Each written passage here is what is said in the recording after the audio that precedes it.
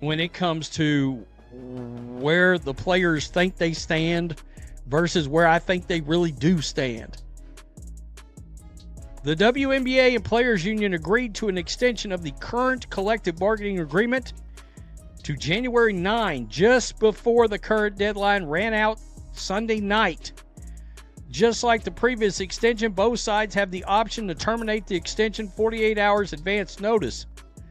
All right, so listen up, because this statement right here, we expect substantive movement from the league within this window. It's not just some ordinary negotiation talk. If you read between the lines, and I mean really dig into what's being said, it becomes incredibly clear that's not a negotiation tactic. It's a direct, undeniable threat. And here's what's truly revealing about it. It exposes something fundamental that the WNBA Players Union probably doesn't want anyone to notice.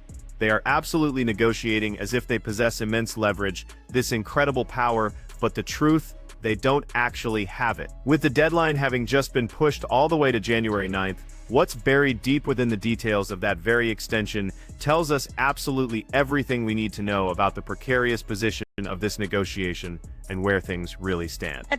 That's the statement that, in my opinion, implies threat from the Players Union.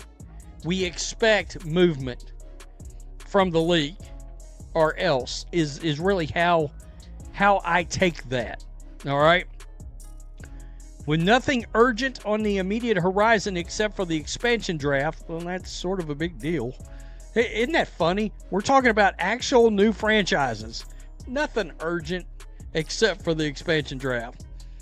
That seems like in most pro leagues that would be a pretty damn big deal.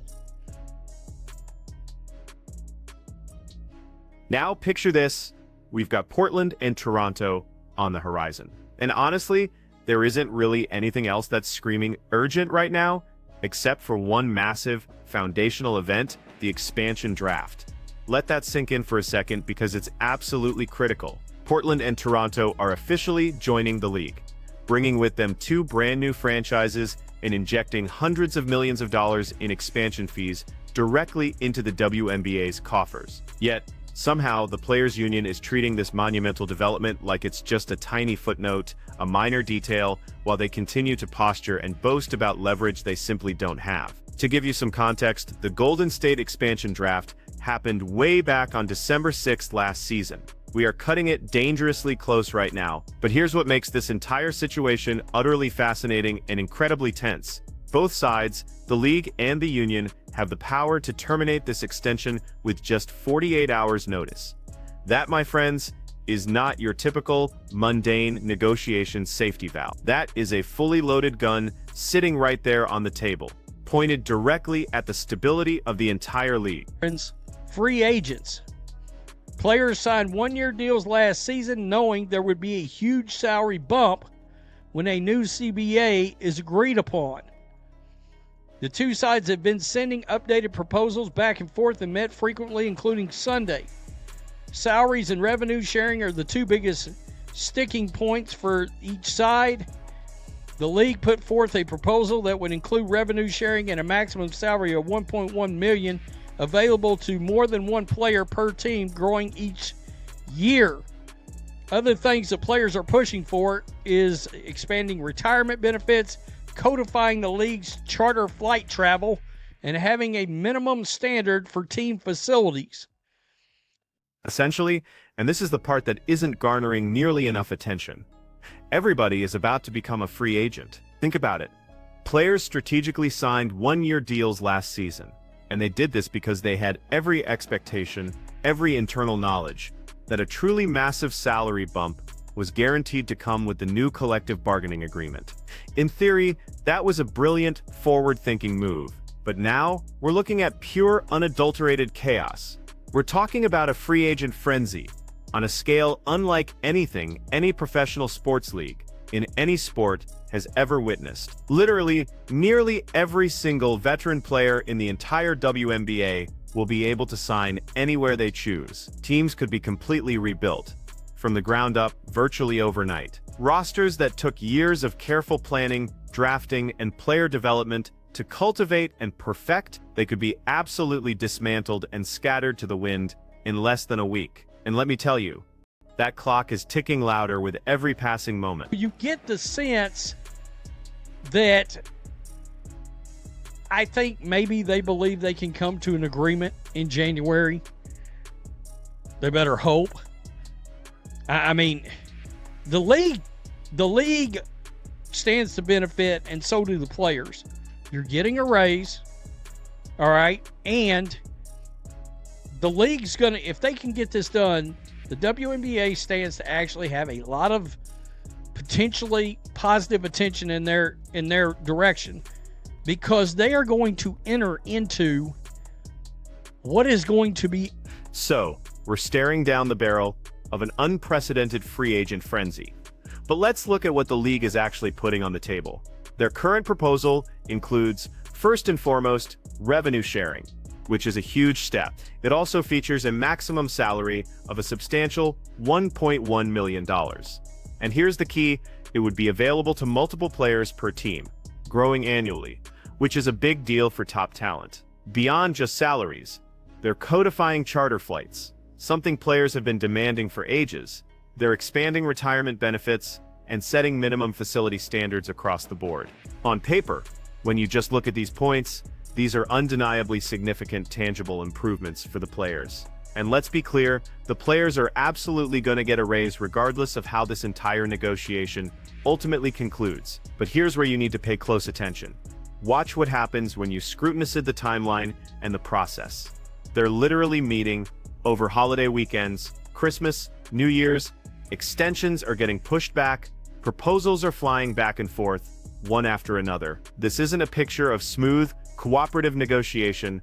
This is pure, unadulterated friction, a grinding battle between two sides struggling to find common ground.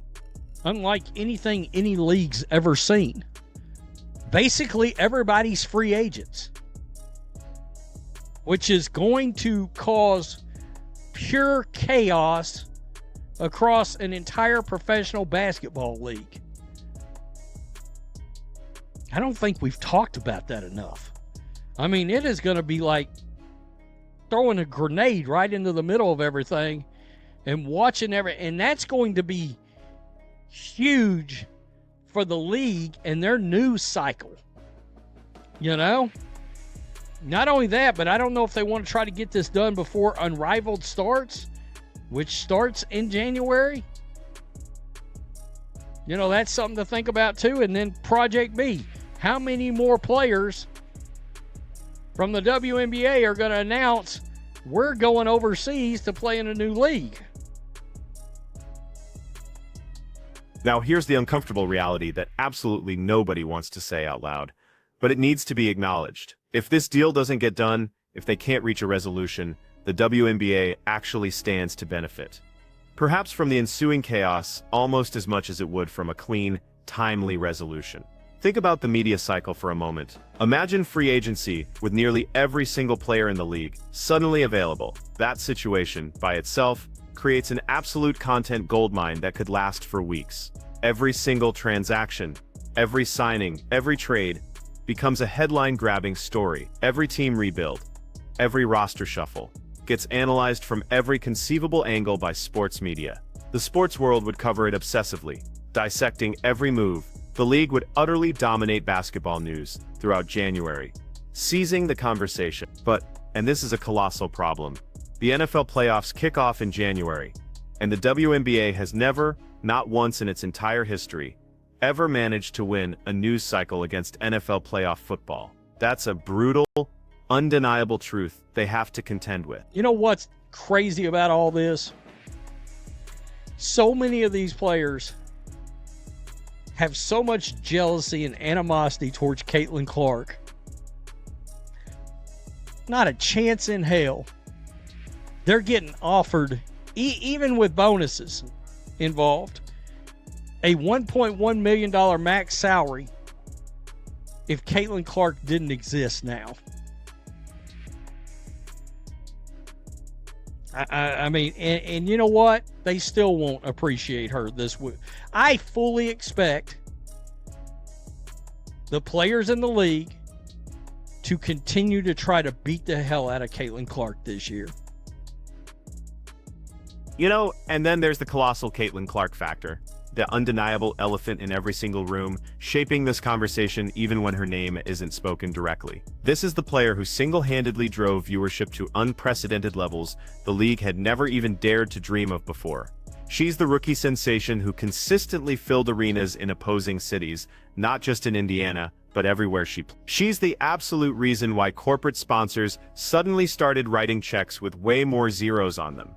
Yet so many players in this very league have openly, and sometimes not so openly, expressed palpable jealousy and outright animosity toward her. They resented the overwhelming attention she received, they resented the constant comparisons, and they fundamentally resented that a mere rookie was so dramatically changing the economics of their entire professional lives. But here's the truly uncomfortable, inconvenient truth that nobody seems to want to acknowledge: they're only even getting offered a $1.1 million maximum salary because she exists. Her impact is that profound, and it's driving the number. I mean, when the season started last year, what happened? Pure chaos. Multiple incidents in the first 12 games happened. First 12 games. If she'd have played the whole year and you extrapolated that out, there would have been like 10 incidents involving Indiana Fever games because of people trying to get to the brunette that came in, and everybody's mad about it, even though they're all okay with profiting off of her. It's a crazy ass league. It really is unlike anything I've ever seen. The WNBA is fundamentally different now because of what truly happened last season, and we need to understand the scale of that transformation. Caitlin Clark's rookie year wasn't just a success. It was, without a doubt, a transformative, earth-shattering moment for the league. Attendance records across the league were absolutely shattered, leaving previous benchmarks in the dust. Television ratings didn't just grow a little, they tripled, reaching audiences previously unimaginable for the WNBA. The Indiana Fever, a team that was largely an afterthought, suddenly became must-watch television, drawing eyes and excitement. And crucially, the entire league benefited financially from this seismic shift. Every single player currently involved in these critical CBA negotiations is about to receive a significant, life-changing raise. And it's happening because one player, and one player alone, expanded the audience in an unprecedented way. But appreciation for that fact, don't count on it. The relentless physical play she endured last season, the constant targeting, the palpable and often obvious frustration from veteran players who felt genuinely disrespected by her meteoric success. None of that negative dynamic is going away, and it's still simmering beneath the surface. I think they'll get it done in January, is my guess. And then you'll have the expansion draft and free agency. They could get a lot of positivity out of about a 2-week news cycle. And that's, unfortunately for them, their problem is the NFL playoffs are going to be going on at the same time. So, here's the incredibly complex situation we're watching unfold right before our very eyes. We have a players' union that truly believes it holds all the cards, making public statements that frankly sound less like negotiation points and more like outright ultimatums. And then we have a league that's actually positioned pretty decently no matter how this shakes out. They can either get a deal done quickly and move forward with stability, or perhaps they can let a little chaos reign and create an absolute media spectacle, generating content for weeks. Looming over all of this is an expansion draft that absolutely needs to happen soon, and a free agency period that possesses the power to completely reshape the entire league as we know it. And underneath every single layer, subtly driving the financial conversation that nobody really wants to address directly, is the undeniable Caitlin Clark dynamic. That January 9th deadline matters, and it matters immensely, because of everything that comes immediately after it. Unrivaled, a brand new 3-on-3 league is set to launch in January, actively offering WNBA players significant money to stay stateside instead of embarking on those grueling overseas contracts. Project Me, another alternative league, is also recruiting aggressively, trying to poach talent. If this current CBA negotiation drags past January, players are going to start making alternative plans. In fact, some already are. And here's the kicker. The leverage that the union thinks it possesses, that power they're so confidently brandishing, starts to evaporate the very moment players begin signing contracts elsewhere. According to reports, revenue sharing is the single biggest sticking point, the immovable object in this negotiation. The players are understandably pushing for a percentage of the league's overall revenue, mimicking the successful models seen in the NBA and NFL. The league is offering revenue sharing, which sounds good on the surface, but the structure of that sharing is absolutely paramount. What exactly counts as revenue? Which expenses get deducted first, cutting into that share?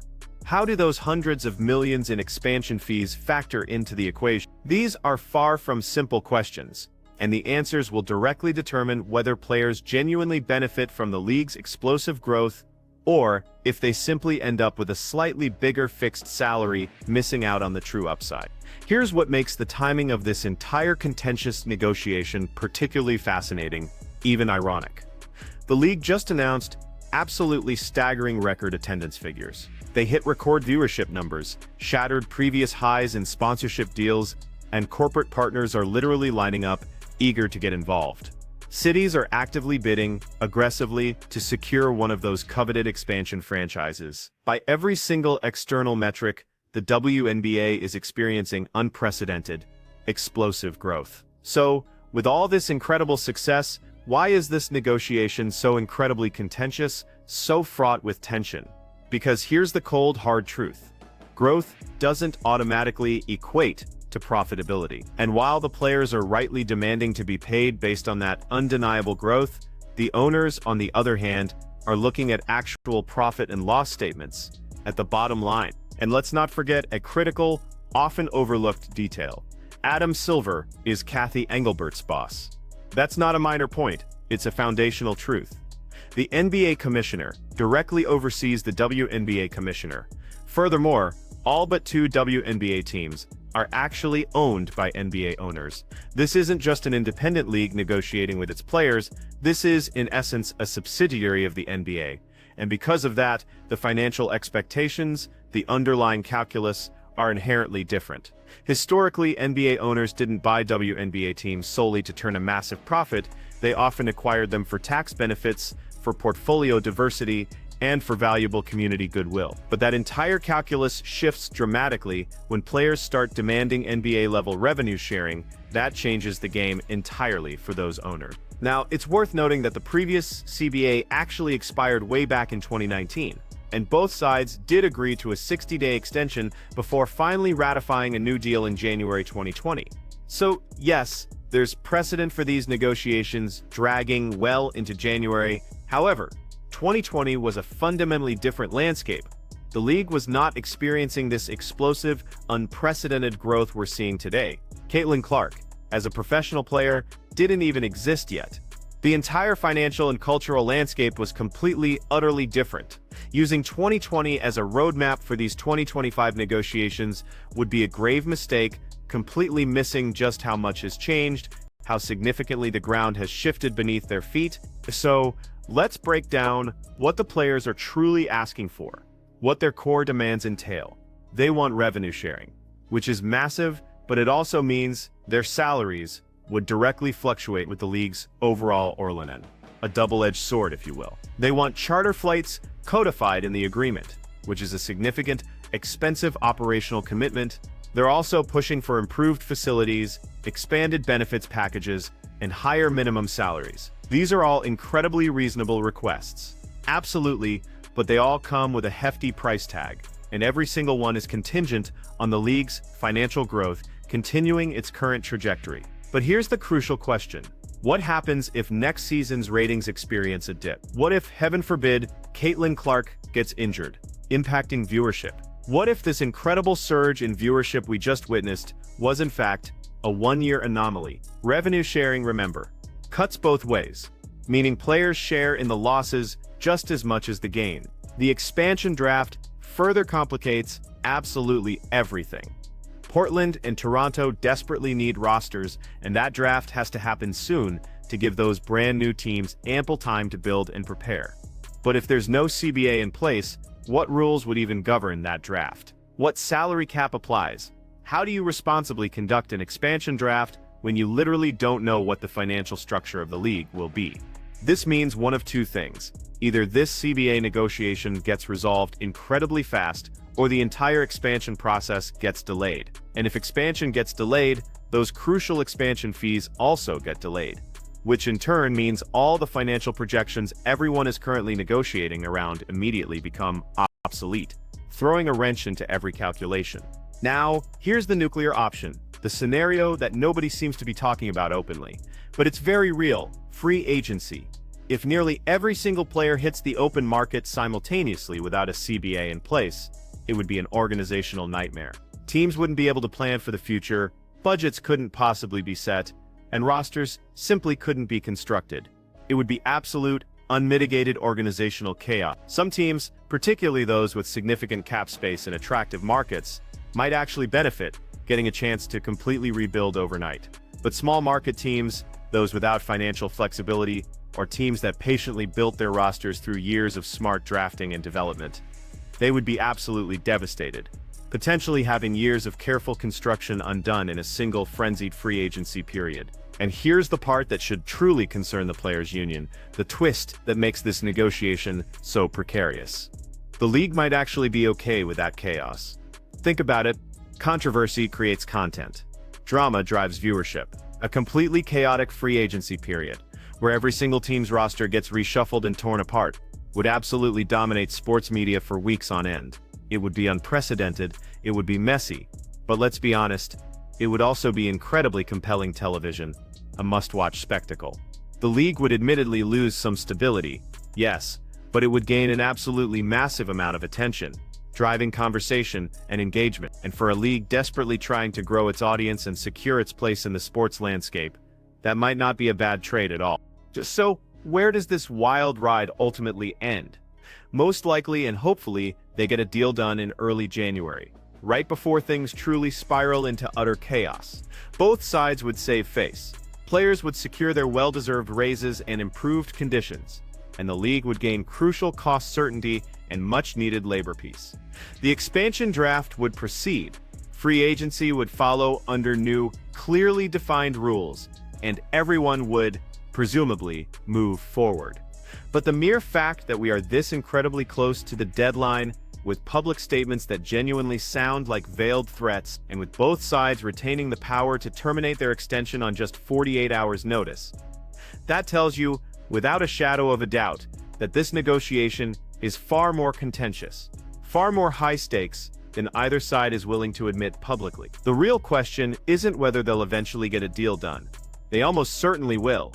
The profound question is what that final deal will truly reveal about who actually holds the real leverage in this high-stakes negotiation. Based on absolutely everything we're seeing right now, the critical timing, those pointed public statements, the willingness to negotiate through holidays, the incredibly compressed timeline, it looks, frankly, like the players' union has significantly overestimated their position. They're negotiating as if they have the power to simply walk away, but where exactly would they walk to? Alternative leagues that for now pay considerably less, overseas contracts that demand diffing the country for extended periods, the leverage they think they have, that perceived power rapidly evaporates under any real scrutiny. So I want to hear from you.